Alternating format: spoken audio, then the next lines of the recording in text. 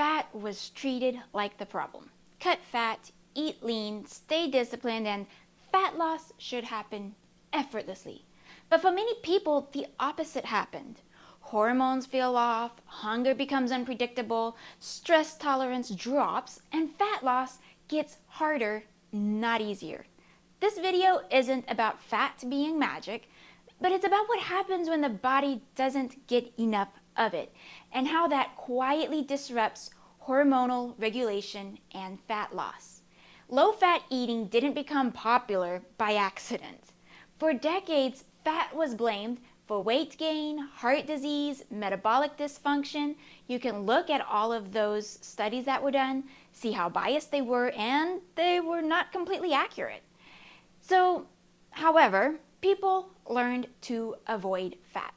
They'd go for lean meats, low-fat dairy, minimal oils, fat only in carefully controlled amounts. On the surface, this looks responsible. Calories drop, structure increases, control tightens, and in the beginning, it can even work. But eventually, many people hit the same wall. Same wall that I hit. Meals don't feel satisfying, hunger lingers, stress increases, fat loss completely stalls. Not because the fat loss stopped working entirely, but because regulation did.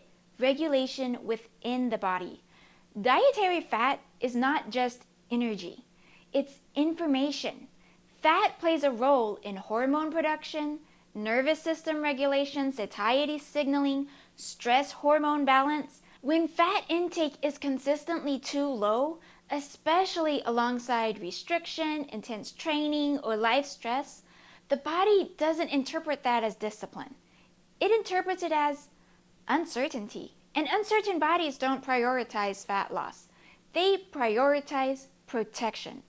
That protection often shows up as increased hunger, stronger cravings, hormonal disruption, or stubborn fat retention. Honestly, all four can happen at the same time. And it doesn't happen all of a sudden. It's gradually, quietly. And one day you wake up and realize, this has been feeling kind of off for a while. And most people don't think, I'm low in dietary fat. What they usually notice, though, is feeling tired but wired, brain fog that comes and goes, needing snacks but never feeling satisfied, feeling more emotional around food than expected, and fat loss that feels unpredictable. These aren't motivation problems, they're regulation signals. When the body doesn't feel supported, it conserves energy. Even if the calorie intake looks perfect on paper, you're putting everything into your food log app or journal, and the numbers look perfect. They sing beautifully together. But internally, inside of your body, things are not adding up right. And that's what you need to listen to is your body over the app. Your body will tell you. This is a connection many people miss. Low-fat eating often increases food-related stress.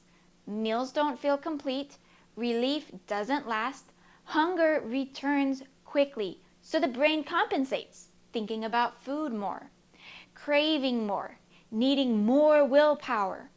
Food stops feeling supportive and starts feeling like something that must be managed. That stress doesn't begin after eating. It begins before the meal even starts. And anticipatory stress is a biological signal. Stressed bodies don't release fat easily. And I cannot say that enough. That is a voice of experience here.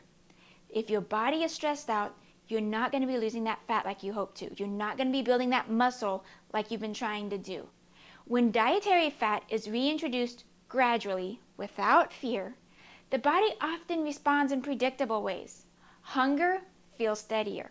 Meals feel more complete. Stress responses soften. Satiety lasts longer. Not because fat burns fat, but because the body no longer feels threatened. This pattern shows up consistently across people. It's not one person, one situation. This is consistently happening across groups of people at a time.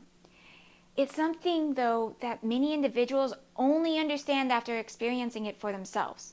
Fat doesn't cause weight gain. It reduces the background stress that makes regulation difficult. Hormones don't regulate well in a body that is underfed, especially stress hormones, satiety hormones, reproductive hormones. When dietary fat stays too low for too long, cortisol can remain elevated. Hunger signaling weakens. Cycles may become irregular, ladies. That's a big one to pay attention to. Recovery after workouts begins to suffer. Adding fat, it doesn't fix everything, but it does remove a chronic stress signal the body has been carrying. Fat supports stability, and stability is a prerequisite for fat loss.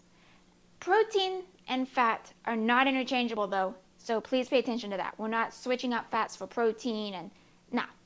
Protein primarily signals nourishment, muscle protection, and blood sugar stability.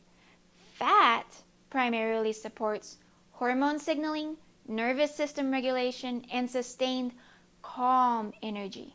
That's why eating enough protein can reduce the chaos, but eating enough fat helps the body stay regulated. Both matter.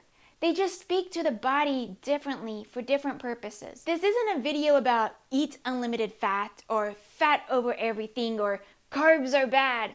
Honestly, carbohydrates are neutral. Some bodies tolerate them well, others don't. Some people function better with fewer carbs, not out of fear, but because that's how their body communicates most clearly. But fat? Fat is foundational for regulation, and one thing matters just as much as fat itself. This is where confusion often happens. Fat helps regulation, but it doesn't work well in a body that's already stressed. What surprises most people is that fat isn't the signal the body needs.